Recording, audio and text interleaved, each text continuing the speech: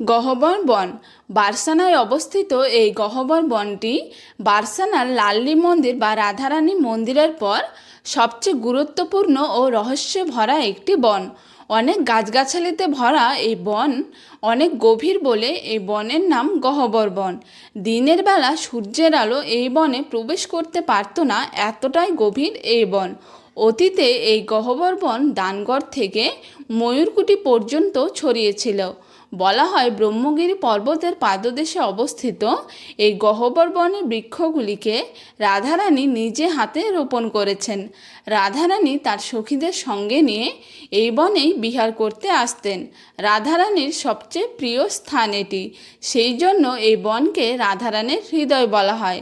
বালকৃষ্ণ নন্দগাঁও থেকে তার সখাদের সঙ্গে এই ব্রহ্মগিরি পর্বতের পাদদেশে গোচারণ করতে আসতেন। গোচারণে এসে এই গহ্বর বনের গাছের ছায়ায় বসে তারা বিশ্রাম নিতেন এবং রাধারানীর সঙ্গে সাক্ষাৎ করে সবাই মিলে নানা রকমের খেলাধুলায় মেতে উঠতেন। এই বন হলো রাধারানী ও শ্রীকৃষ্ণের মিলনস্থল। এই গহ্বর বনে তারা প্রায়ই সুন্দর সুন্দর অনেক লীলাও করতেন। একদিন হয়েছে কি, পূর্ণিমার রাত্রিতে চাঁদের ঝলমলে আলোতে গহ্বর বনের রাসলীলাস্থলে তারা লীলা করবেন।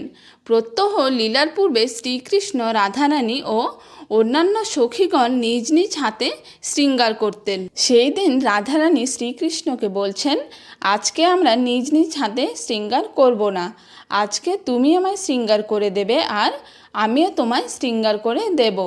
এরপর রাধারানীর কথা মতো একে অপরকে শৃঙ্গার করে দেয়। শৃঙ্গার শেষে রাধারানী শ্রীকৃষ্ণকে জিজ্ঞেস করলেন, আমার মুখ কেমন দেখাচ্ছে?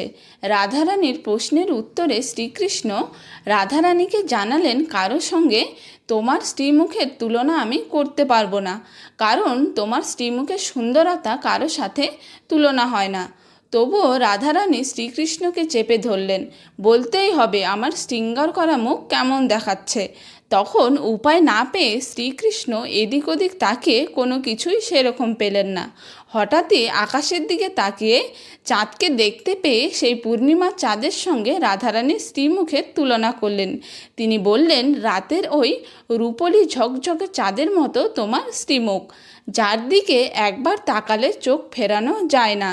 শ্রীকৃষ্ণের মুখে কথা শুনে রাধারানী খুব রেগে যান আর বললেন, চাঁদের গায়ে যে কালো কালো দাগ রয়েছে, যে দাগগুলো চাঁদের কলঙ্ক, সেই রকম তুমিও আমাকে কলঙ্কের চোখে দেখছো।